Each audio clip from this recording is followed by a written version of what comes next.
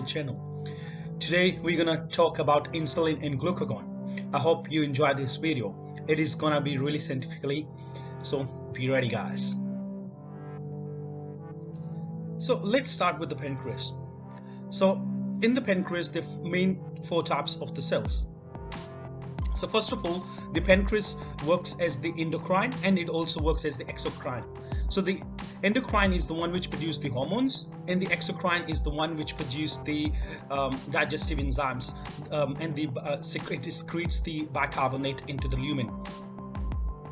So there are four major types of the endocrine cells. So one is the alpha cells, which is the glucagon. One is the beta cells, which produce the insulin.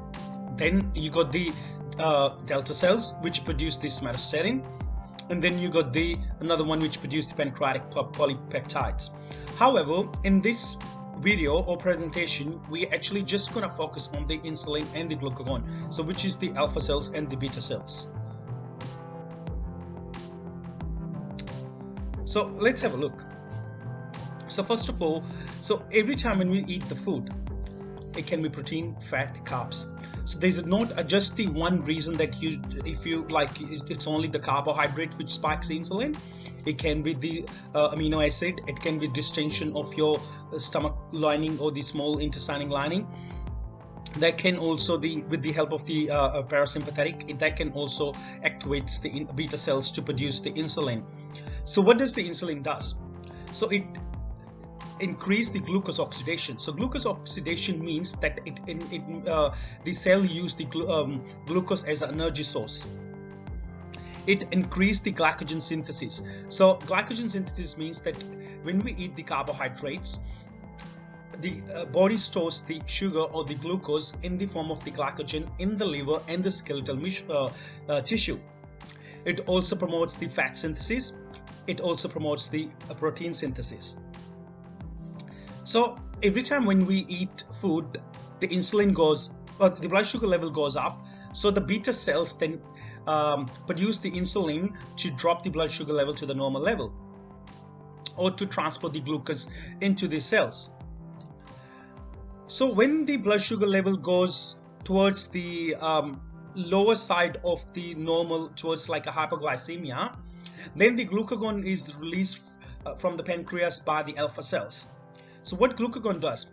Glucagon breaks down the glycogen stores in the liver into the bloodstream, so that your blood sugar level remains the same, so that you don't go to the hypoglycemia. So when the glucagon get activated, it causes the glycogenolysis. Lysis means breaking down, and nesis means when you build something. So glycogenolysis means that when your liver is breaking down the glycogen which is stored in the liver. Gluconeogenesis means making up. So when the body produces another form of the glucose from either from the protein, from certain amino acids, or the glycerol part of the fat, when that's called the gluconeogenesis. Neo means new, so it's when the body makes the new form or new glucose from different sources. And the ketogenesis activates when you're in a prolonged starvation, when your body starts using the fatty acid as an energy source. So how does the insulin activate it? So as I told you guys before, the insulin activates by multiple mechanisms. So when you eat a meal, distension of the GI tract, stretch receptors, which is then sensed by the neuron input, and then the increase in the parasympathetic output, that can also cause the insulin secretion. The another one is the presence of the carbs. I didn't put the presence of the amino acids as well. So it can be presence of the carbs, the spike of the amino acids, and also like a GLP-1 and GIP, which is GLP-1 stands for the glucagon-like peptide 1, and GI is the gastric inhibitory peptides. That can also make the beta cells to secrete the insulin.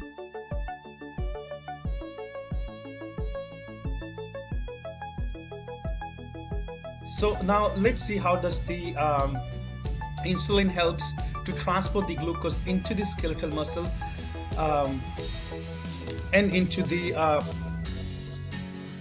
first of all, we'll start with the skeletal and the adipose muscles, and then we'll go into the liver. So what we need to understand first is that the insulin is a protein hormone.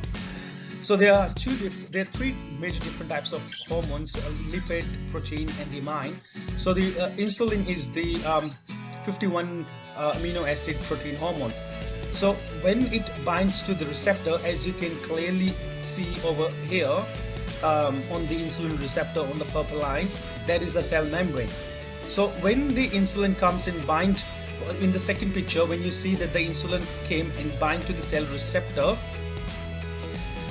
so that's called the first messenger. So if it was a lipid hormone, it will diffuse into the cell, but the protein hormones cannot diffuse into the cell. They would has to come and bind to the receptors.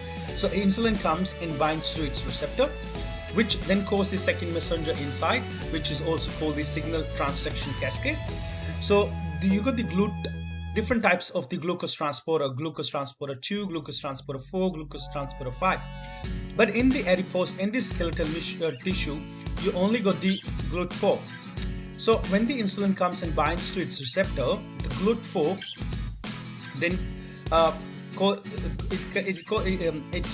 it's called the exocytosis. That means that the GLUT4 then goes and binds to the cell membranes, and that's how the glucose then enters into the cell. But however, there's an amazing thing.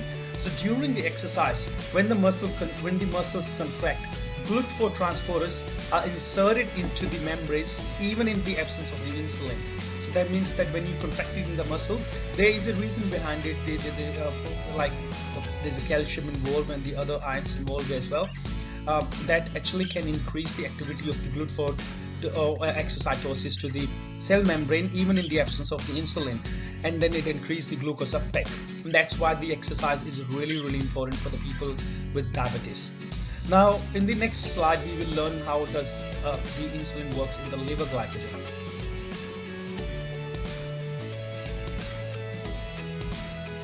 So in the last slide, you saw that the GLUT4 was within the cell, which is called the cytoplasm. So the cytoplasm, but in the liver, there's different types of the glucose transporter. That is the glucose. It's called GLUT2. So that one doesn't. It's all the time. It's present on the cell membrane. All it needs is the insulin comes and binds to its receptor, and then the glucose will start entering from the high to low. So if it is high in the blood and low in the liver, then the glucose will start diffusing or moving towards from the blood towards the liver.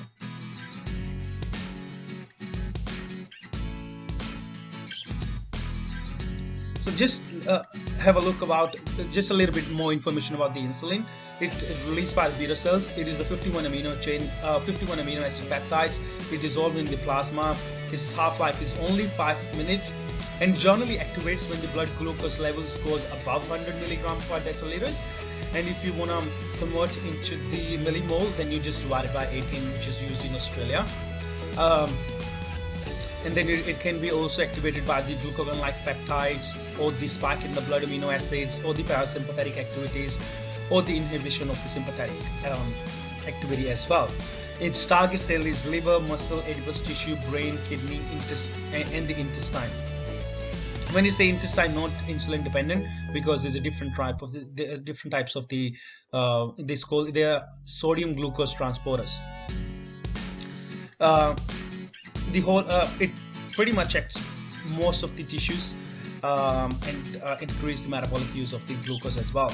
So it promotes the glycogen synthesis, aerobic metabolism of glucose. It also causes the protein and the triglyceride synthesis. And the action at the molecular level, as I explained before, it inserts the GLUT4 transporters in the muscle and adipose tissue and alters the enzyme activity and causes the signal transduction pathway, which I explained before, E2. And its main role is to transport the glucose into the cell and manage the blood sugar level.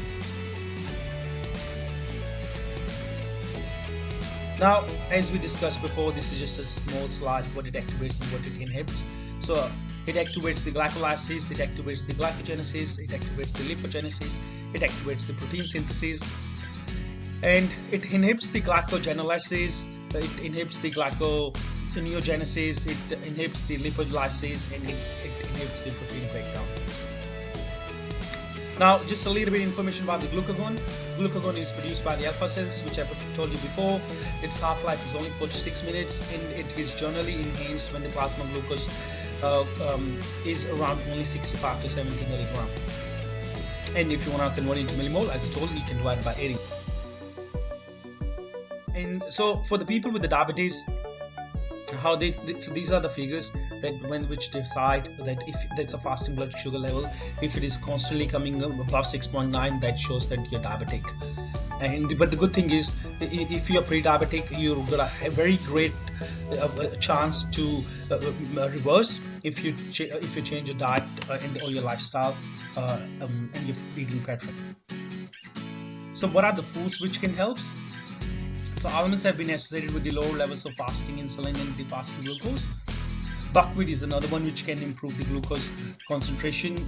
Consumption of 1.5 liters of oolong tea has also shown to improve the plasma glucose concentration. Chocolate and the cocoa is another one. Then you got the anthocyanin, which is found in the berries, especially the blueberries and the blackberries, is significantly improve the insulin sensitivity. Turmeric is another one, and also the cinnamon. That's it, guys. I hope you enjoyed my video, and if you haven't subscribed my channel, please do it now. Thanks for watching. Thanks.